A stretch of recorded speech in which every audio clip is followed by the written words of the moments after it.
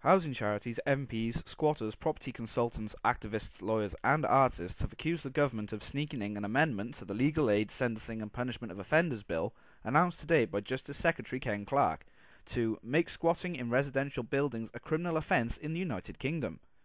Campaigners say the amendment will not take into account the thousands of consultation responses submitted earlier this month and will not add any further protection to residents. Over the past 3 months, the government have been undertaking a consultation process entitled Options for Dealing with Squatters, which came to an end on October 5th.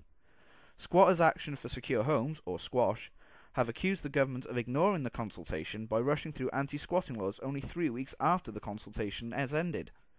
The squatting consultation response has just been published.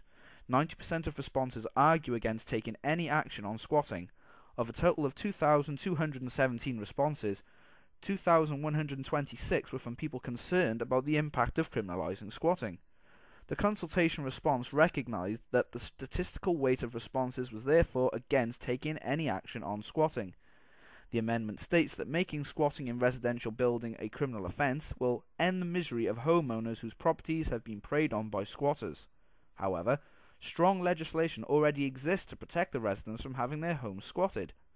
Last month, 160 legal figures wrote an open letter, which was published in The Guardian, explaining that under Section 7 of the Criminal Law Act 1977, it is already a criminal offence to squat someone's home. Squash spokesperson Paul Reynolds said, "The government is ignoring the results of its own consultation, which shows that the criminalisation of squatting is an empty residential properties will do nothing to protect residents who are already protected by strong legislation.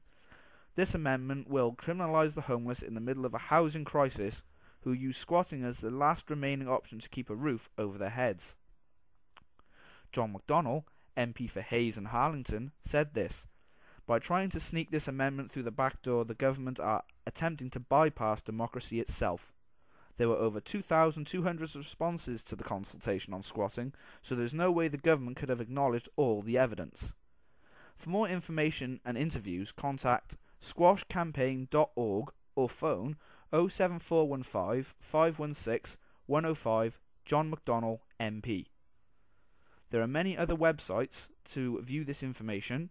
You can go to www.justice.gov.uk/consultations/dealing with squatters or www.guardian.co.uk/society/2011/SEP/25/squatting law media politicians.